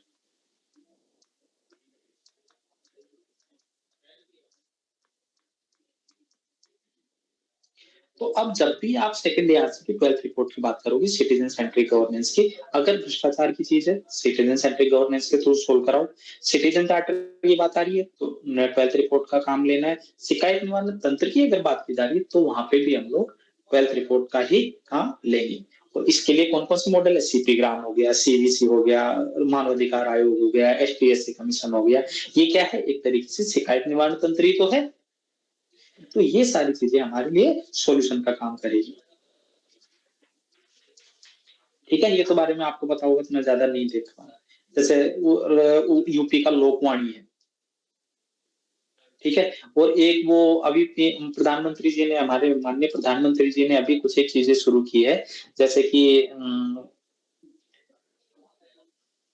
यार आप लोग हंसते हो यार, मतलब ऐसे, मतलब मैं सीरियस बोल रहा हूँ कि उन्होंने शुरू की है एक तो दीक्षा, दीक्षा है शायद, कि भाई जो ऊपर से नीचे तक वो जो प्रगति पोर्टल,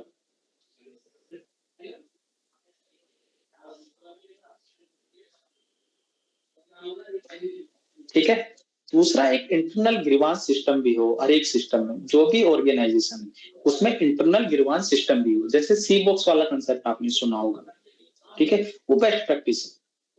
तो हर एक विभाग में इंटरनल ग्रीवांस सिस्टम मैकेनिज्म हो, strong internal grievance redressal mechanism होना ही चाहिए।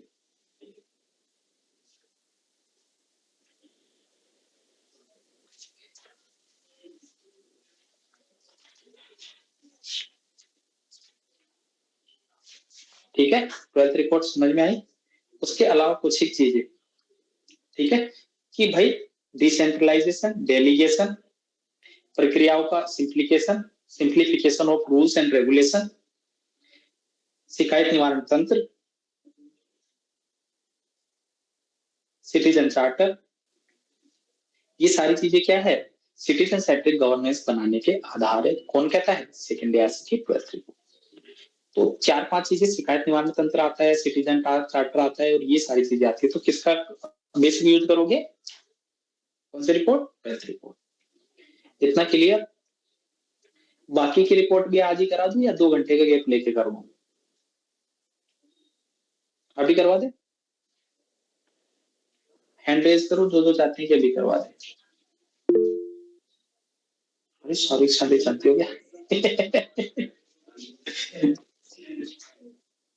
मेरे लिए डायलॉग होना चाहिए, जीने नहीं दूंगा।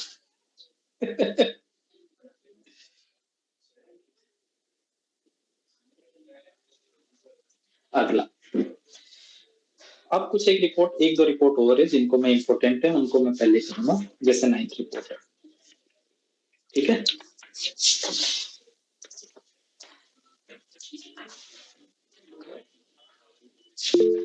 एक मिनट में चीजें देख लो। हाँ हाँ, मैं समझ गया, मैं करा रहा हूँ, मत करो हैंड रेज।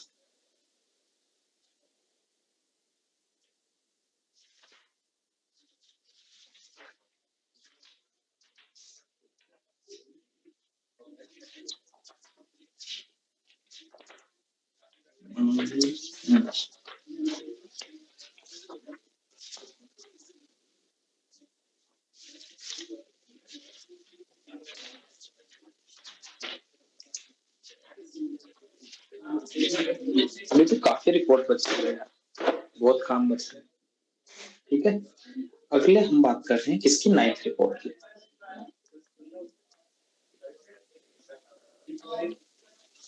9th रिपोर्ट क्या है? सामाजिक पूंजी एक साझी नियत है।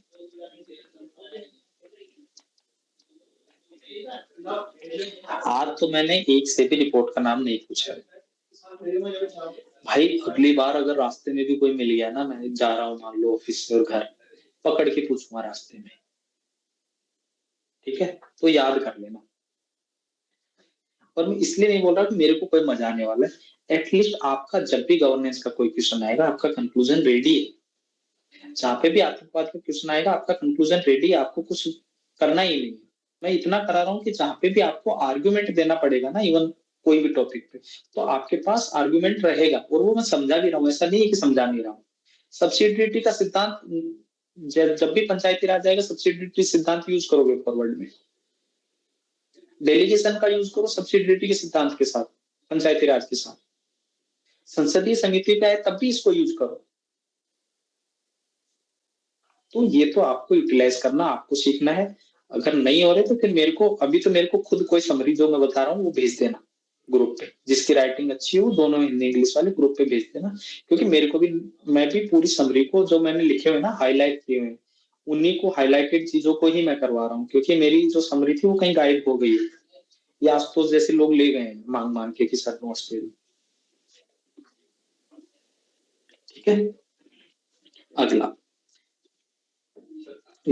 गांधी जी कहते हैं,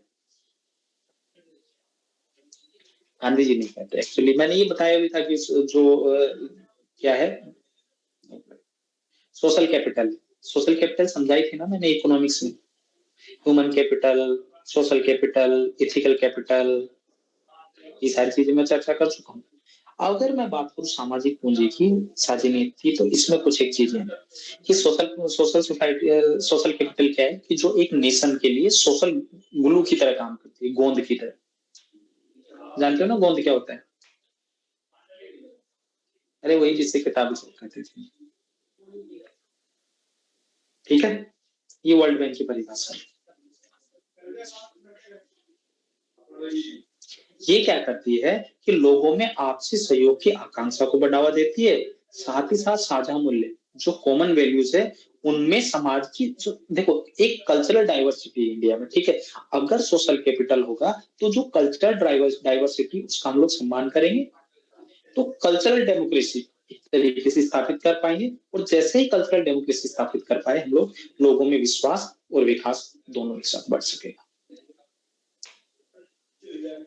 क्या मस्त मस्त कीवर्ड मैं यूज करता हूँ कभी कभी, मेरे को लगता है।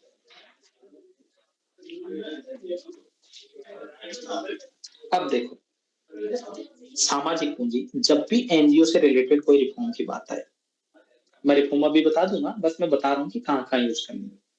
अब ऐसे चलेंगे, क्योंकि जब भी मैं बात करता हूँ ना ऐसे एक साथ करता हूँ तो कॉम्प्लेक्स हो जाता है कि कहाँ यूज करना है। दूसरा, जब भी आप सेल्फ हेल्प ग्रुप की बात करोगे, सेकंड ईयर की 9th रिपोर्ट काम आएगी आपकी। ठीक है, जहां पे भी आप फाइनेंशियल इंक्लूजन की बात करोगे, माइक्रो फाइनेंस की बात करोगे, क्या काम आएगी? सेकंड ईयर की 9th रिपोर्ट।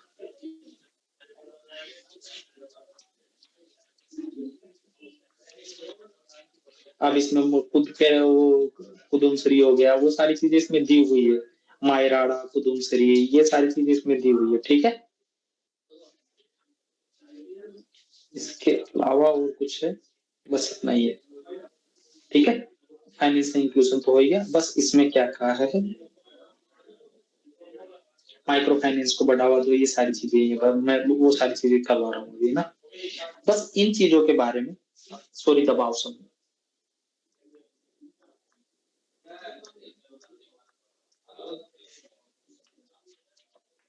इन सारी चीजों के बारे में जब भी चीजें आए तो अपने को एड ऑन यहाँ पे करनी ही करनी है। अब मैं कुछ एक कंक्लूजन करवा रहा हूँ आपको, एनजीओ से रिलेटेड क्या वे फॉरवर्ड है, क्या इन्होंने सुझाव दिए, और एक एक चीज से रिलेटेड। ठीक है, एनजीओ से रिलेटेड एक तो अपने को कुछ एक डेटा फैक्ट याद रखना है। इसमें मैं डेटा फैक्ट ऑलरेडी करवा चुका हूँ कि भाई एक तो है रूरल, दूसरा है अर्बन। इसमें अनुपात क्या है कि अगर 1000 लोग हैं यहाँ पे और यहाँ पे भी 1000 लोग हैं, तो यहाँ पे 4 एनजीओ है भाई साहब 1000 लोगों। जबकि रूरल में क्या है, कितने हैं? 2.3 एनजीओ है। तो एक रीजनल डिस्पैरिटी हम कहीं ना कहीं यहाँ पे देख सकते हैं एनजीओ को की वर्किंग को लेकर। ये क्या होते हैं? सोसाइटी एक्ट 1860, उसके तहत प्राय रजिस्टर रहते हैं। दर्पण पोर्टल अपने को यूज करना ही करना है।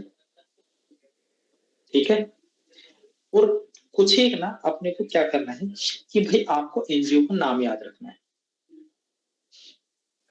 नाम कैसे याद रखने हैं? आपको पता होना चाहिए कि भाई क्या है, मुद्दे आधारित कौन है, एनवायरमेंट से related WWF, green peas, IUCN, self जैसे सहायता समूह है, PRS इंडिया, चैरिटी ग्रुप क्या है, गूंज हो गया, हनी बी हो गया, ग्रास रूट, राजनीति क्या है, RSS हो गया। ये क्या है? एनजीओ। ये तरीके से एक एनजीओ दबाव समूह हो सकता है क्या? ठीक है, इसके अलावा आजीविका की सुरक्षा से रिलेटेड कुदमश्री हो गया, सेवा हो गया, वंचित वर्गों के लिए क्या है, नाज फाउंडेशन है, संभावना एनजीओ। तो ये सारे एनजीओ का एक बार एग्जांपल ध्यान रखना, different areas different example. Second year भी इनके नामांकन करती है, मैंने थोड़े से मॉडिफिकेशन के साथ इनके नाम बता दिए। दिक्कत क्या है कि भाई जो वेस्टर्न कंट्रीज उन खेतों को साधते हैं, जो शहरी अभी जाते थे उससे ज्यादा जुड़े हुए हैं, विकासात्मक कार्यों में बाधा बनाते हैं, जैसे ग्रीन पीस वाला। तो बेसिक चीजें तो वो आपने पढ़ रखी है, वो मैंने डिस्कस करा। ठीक है, एनजीओ के अगर मैं बात करूं तो इसके लिए कौन सा कानून ला रखा है? FCRA। ठीक है, FCRA कानून में अभी हाल ही में संशोधन आया, तो उसको ध्यान रखना। बाकी तो सारी चीजें यही है कि 2010 से 2019 के बीच 19,000 एनजीओ उन्होंने रद्द कर दिए थे। बस इतना ही है, इसके अलावा कुछ नहीं। अब एनजीओ क्या काम कर सकते हैं, ऑलरेडी मैं एक लाइन बता चुका हूँ, तो वही यूज करनी की एनजीओ। एनजीओ का क्वेश्चन है तो भी अपना कंक्लूजन वही रहेगा कि सेकंड आरसी की नाइन रिपोर्ट है, कौन सी है, सामाजिक पूंजी साझी नीति, उसमें सेकंड आरसी कहती है कि भाई सिविल सोसाइटी और जो सिविल सेवक है, दोनों मिलके अगर काम करेंगे तो हम एक बेटर गवर्नेंस का निर्माण कर पाएंगे, तो सिटीजन सेंट्रिक अप्रोच पे काम करेगी। बस हो गया। एनजीओ क्या है, सिविल सोसाइटी का तो पार्ट, हर जगह काम आएगा, सेल्फ हेल्प ग्रुप वही काम आएगा। बस आपको डिफरेंट जगह पे डिफरेंट चीजें यूज करनी है। आई होप की चीजें क्लियर हो, है ना? अब दबाव समूह, आपको पता है कि दबाव समूह क्या होते हैं क्या नहीं होते, मैं इसके बारे में कुछ नहीं बता रहा। बस इससे रिलेटेड जो भी वे फॉरवर्ड है आप सेकेंड ईयर के 10th रिपोर्ट को काम में ले सकते हो। ठीक है, सेल्फ हेल्प ग्रुप से रिलेटेड अगर कुछ चीजें हैं तो वो मैं आपको कंक्लूजन के लिए बता देता हूँ।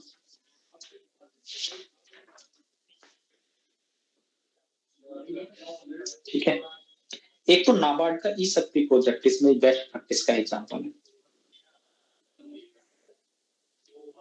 और इनके साथ ना सेकंड एआरसी की 10th रिपोर्ट कहती है कि इनको ना आप एज ए आजीविका के साधन की तरह मत देखो, इनको फ्यूचर एंटरप्रेन्योर की तरह देखो, भावी उद्यमी की तरह। लेकिन दिक्कत क्या है सेल्फ हेल्प ग्रुप की? ड्वार्फिज्म। जैसे एमएसएमई ड्वार्फिज्म था ना, सेल्फ हेल्प ग्रुप ड्वार्फिज्म यहाँ पे कंसेप्ट आएगा।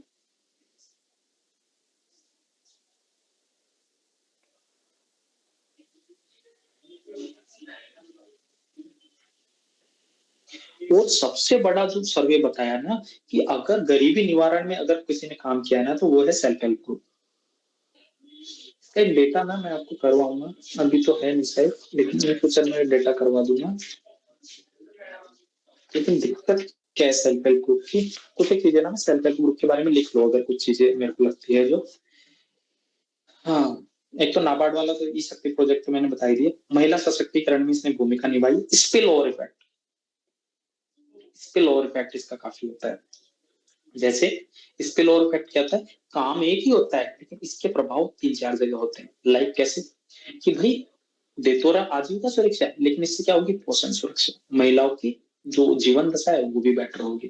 ठीक है, जो चाइल्ड मोर्टिलिटी रेट है, मदर मोर्टिलिटी रेट है, एमएमआर, वो कम होगी। और सोशल जस्टिस का एक बेस बन गया है। ठीक है, सोशल कैपिटल का तो बेस है ही। कुछ एक उदयमसिरी केरला का 1988 में शुरू हुआ। 4.4 मिलियन लोग रुके जुड़े हुए, कैटरिंग सेवाएं, बस इतना बहुत है। इसका क्या इंपॉर्टेंट है? डेमोक्रेटिक डीपनिंग एक कीवर्ड है। पीडीएस ऑपरेटिंग महाराष्ट्र का। बैंकिंग कोरस्पॉन्डेंस के रूप में भी काम करता है, बैंक सखी प्रोग्राम। चैनल ऑफ कम्युनिकेशन की तरह काम करते हैं। मनरेगा के क्रियान्वयन में काफी योगदान दिया इन्होंने। और पोषण और मातृत्व सुरक्षा इस पिलोर इफेक्ट वाला कंसेप्ट में बता चुका हूँ। दिक्कत क्या है? दिक्कत है कि नॉर्थ ईस्ट में तो ओनली 3% काम करते हैं। 3% इन नॉर्थ ईस्ट, और 95% है वो अनऑर्गेनाइज सेक्टर में काम कर रहे हैं।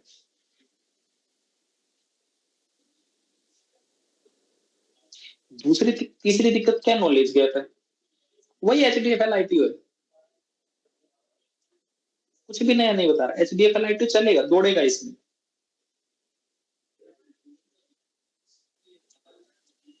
अब इसके लिए ना एक तो सेकंड ईयर की 9th रिपोर्ट हो गई। इसके लिए 2 रिपोर्ट हो रहे। एक तो है सी रंगराजन रिपोर्ट।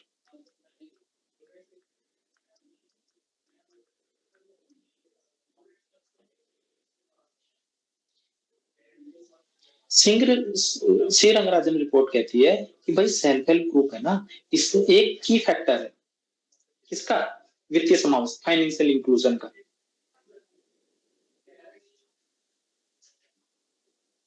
लेकिन इनकी कुछ एक प्रॉब्लम है, जैसे कि कम्युनिटी जो कम्युनिटी का जो नेटवर्क है वो कमजोर है, उसको बेटर किया जाए। अनुपयोगी कार्यों में जो फाइनेंस जो एक्सपेंस होता है उसको कम करो। इनका जो कोलेटरल है उसकी सिक्योरिटी दो।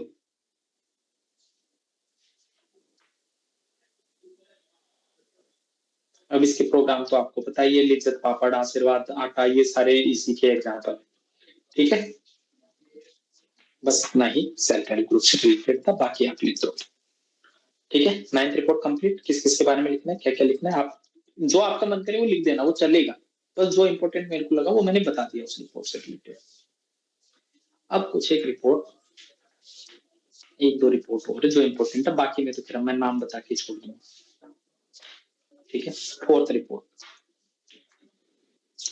कुछ बताते नहीं ना, कुछ नहीं था। अब ज्यादा टाइम नहीं लगेगा, जो इंपॉर्टेंट था ना वो चली गई। 4th रिपोर्ट,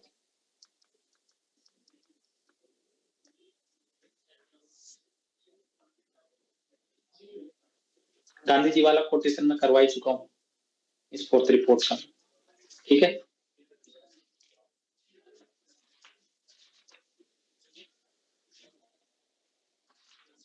और चीजें क्या थी? लोक सेवा में नैतिकता से संबंधित आपको पता ही है। इसमें कोड ऑफ कंडक्ट की अगर बात करूं, कोड ऑफ इथिक्स की बात करो, तो ये इसमें बात कही गई है इनके बारे में। Ethics in public life, Nolan committee की भी इसमें बात की गई है। नोलान कमेटी पता है ना आपको?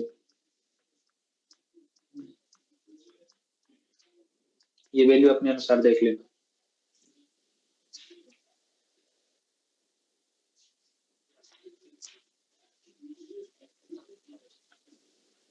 ये बात करता है कि भाई क्यों, मतलब लोक सेवकों के लिए कोड ऑफ एथिक्स क्यों हो?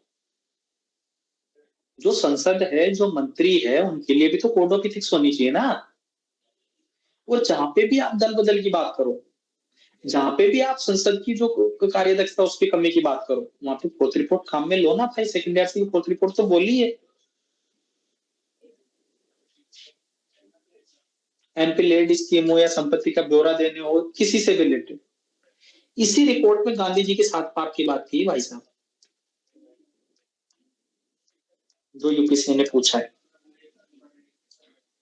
अब वो पता ही होगा, बिना सिद्धांत के राजनीति, बिना काम के धन, बिना अंतःकरण के आराम, बिना चरित्र के ज्ञान, बिना नैतिकता के व्यापार, और बिना बलिदान के पूजा, बिना मानवता के विज्ञान, और बिना ज्ञान के पढ़ाना, जो कि मैं कर रहा हूँ। ये नहीं है बस, ठीक है। एक इन्होंने कीवर्ड किया है, यूज किया है, द क्रेडिबिलिटी ऑफ प्रोफेशन। ये कीवर्ड काम आएगा अपनी, जहां पे भी आप सिविल सर्वेंट के लिए काम बात करोगे तो क्रेडिबिलिटी ऑफ प्रोफेशन की बात है वहां पे। Why you want to civil servant? Profession की क्रेडिबिलिटी। राजनीति का प्राधिकरण क्या दिक्कत है कि भाई क्रेडिबिलिटी नहीं है, कोई जाना ही नहीं चाहता। क्यों नहीं जाना चाहते आप राजनीति? द प्रोफेशन ऑफ क्रेडिबिलिटी, ठीक है। ये ओनली मंत्रियों की तो बात, ये मंत्री में मतलब विधायिका, न्यायपालिका, इसमें भी कोड ऑफ एथिक्स और कोड ऑफ कंडक्ट की बात करती है fourth report, not only fair और सिविल सर्वेंट।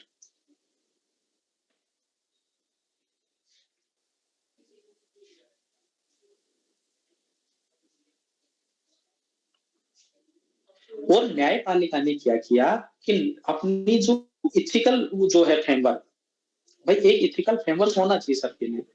तो उन्होंने थोड़ी देर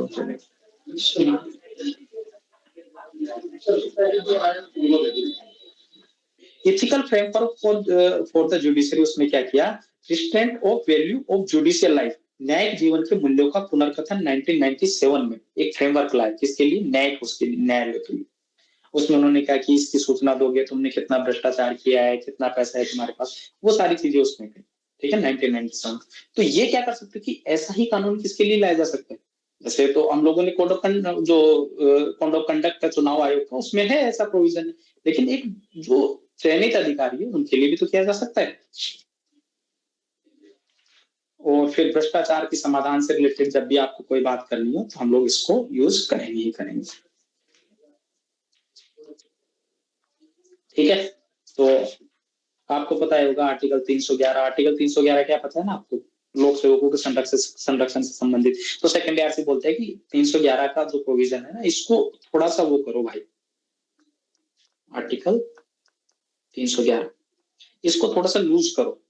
इसमें क्या है, ज्यादा संरक्षण दे दिया, इस वजह से भ्रष्टाचार बढ़ रहा है। ये बात करते हैं सोशल ऑडिट की।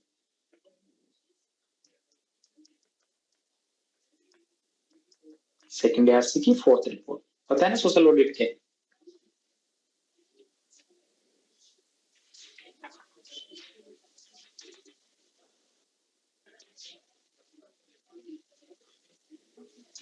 ये बात करता है इंटीग्रिटी पे एक्ट।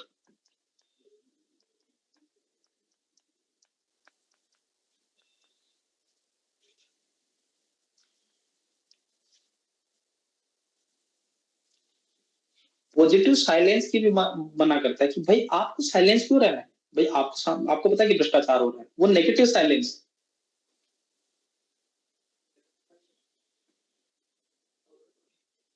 इसमें इन्होंने बोला कि अगर आप पॉजिटिव साइलेंस की बात करता है कि वो जो मैंने बोला टोरा, ये पॉजिटिव साइलेंस, मैंने 2-4 बार बता चुका हूँ इसको बारे में, ग्रुप पे भी डाला। पॉजिटिव साइलेंस क्या? अगर आपके पास कोई कानून नहीं है, आपने नियमित टाइम पे जवाब नहीं दिया, तो आपको मानेंगे कि आपकी गलती है। प्रशासन को मानना चाहिए। अगर आपके पास कोई कानून नहीं है और आपके पास आपको कुछ मांगा गया तो आप मानोगे आपका अप्रूव हो गया चीज। पॉजिटिव साइलेंस की बात करता है, ये करता है डिस्क्रिप्शन को कम किया जाए, रूल बेस्ड सिस्टम बनाया जाए।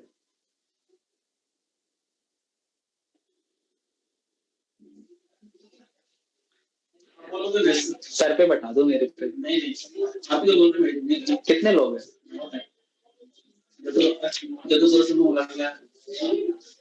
थोड़ा जल्दी करते हैं, ठीक है, फिर ही करता हूँ। हैं? अच्छा, तो पीछे अरुण सर क्या कर रहे हैं? चलो ठीक, ठीक है। भाई साहब जल्दी सेशन कंप्लीट करना पड़ेगा, बाकी चीजें हम लोग बाद में कर लेंगे। 2-4 रिपोर्ट है तो मैं मतलब 9:30 के आसपास करूंगा, 15-20 मिनट की चीजें हैं तो मैं वहां कर दूंगा, है ना। रिकॉर्ड करके यूट्यूब पे मिल जाएगी, तुम्हारा देख लेना यार।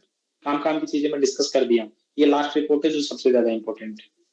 बाकी का तो नाम और सुझाव, बस इतना ही काम था, तो वो मैं करवा दूंगा, ठीक है। वैसे मेरी बैटरी चली गई और मैं अभी कुछ नहीं कर पाऊंगा क्योंकि काफी लोग वो है वेटिंग में, ठीक है। बाकी शिकायत निवारण तंत्र, ये सारी चीजें मैं बता ही चुका हूँ, ठीक है। Protecting the honest civil servant, उसकी भी ये बात करता है। प्रोएक्टिव विजिलेंस ऑन करप्शन की बात करता है, और ऑडिट की तो बात कर ही ली है ना।